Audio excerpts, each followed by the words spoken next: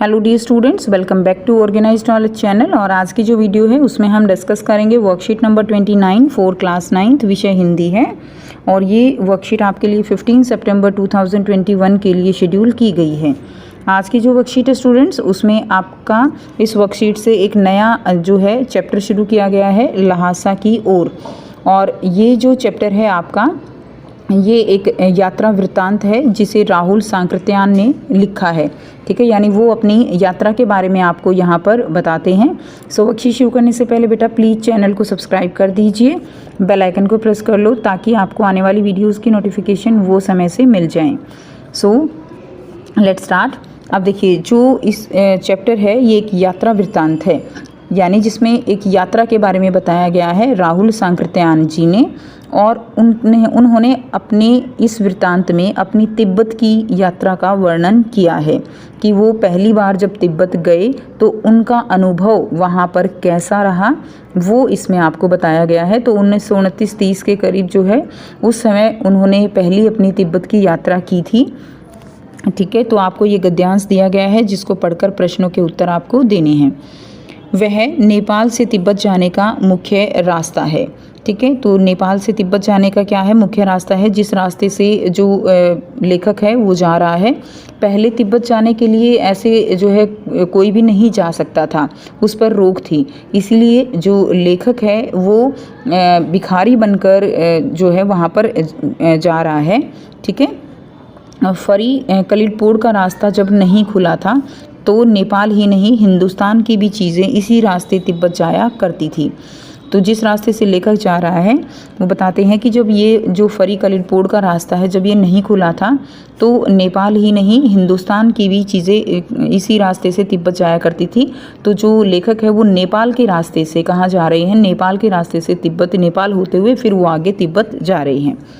यह व्यापारिक ही नहीं सैनिक रास्ता भी था, यानी वो जिस रास्ते से वो जा रहे थे वो रास्ता व्यापारिक, व्यापार के लिए ही नहीं था कि हिंदुस्तान की चीज़ें या नेपाल की चीज़ें ही इस रास्ते से नहीं जाती थी, बल्कि ये रास्ता एक सैनिक रास्ता भी था। और इसीलिए जगह जगह फौजी चौकियाँ और किले बने हुए हैं। तो यहाँ पर जगह जगह फौजी चौकियाँ बनी हुई हैं, किले बने हुए हैं, जहाँ पर कभी चीनी पलटन रहा करती थी। और इन्हीं को देखकर लगता है कि ये एक सैनिक रास्ता भी था। आजकल बहुत से फौजी मकान गिर चुके हैं। दुर्ग के किसी भाग में जहाँ किसानों ने अपना बसेरा बना लिया है वहाँ पर कुछ आबाद दिखाई पड़ते हैं। ठीक है, तो कहीं कहीं पर घर गिरे हुए दिखाई देते हैं, कहीं कहीं पर जो है लोग रह रहे वहाँ दिखाई पड़ते हैं रास्ते में।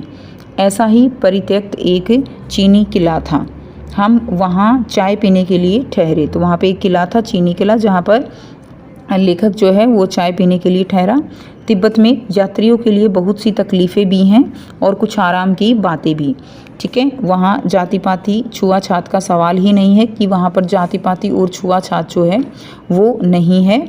उसके बाद देखिए, और न ही औरतें जो हैं वहाँ पर क्या करती हैं, पर्दा करती हैं, यानी जो पर्दा किया जाता है वहाँ पर ऐसा भी कोई जो है रिवाज नहीं है। बहुत निम्न श्रेणी के भिखमंगों को लोग चोरी के डर से घर के भीतर नहीं आने देते।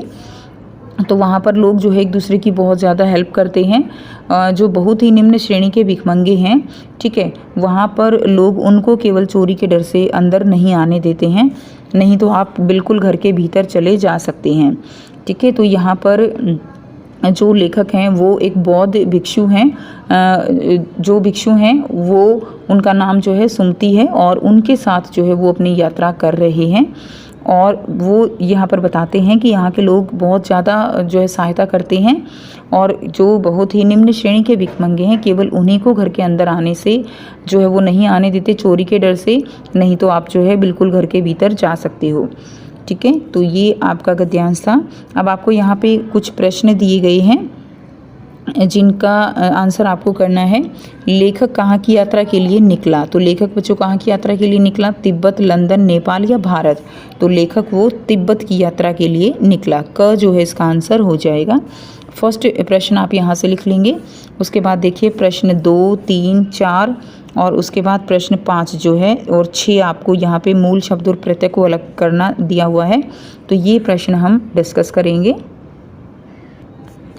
प्रश्न 2 है, ये रास्ता व्यापारिक ही नहीं सैनिक रास्ता भी था, यह कैसे पता लगता है?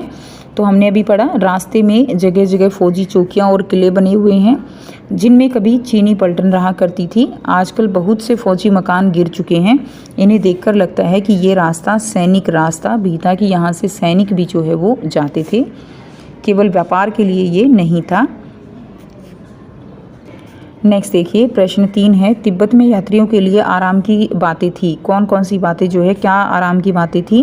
तो तिब्बत में यात्रियों के लिए कई आराम की बातें थी, जैसे वहाँ जाति पाति छुआछात नहीं है और न ही औरतें जो हैं वो पर्दा करती हैं। तो ये तिब्बत के लिए बहुत ही एक आप कह सकते हो आराम की बात है।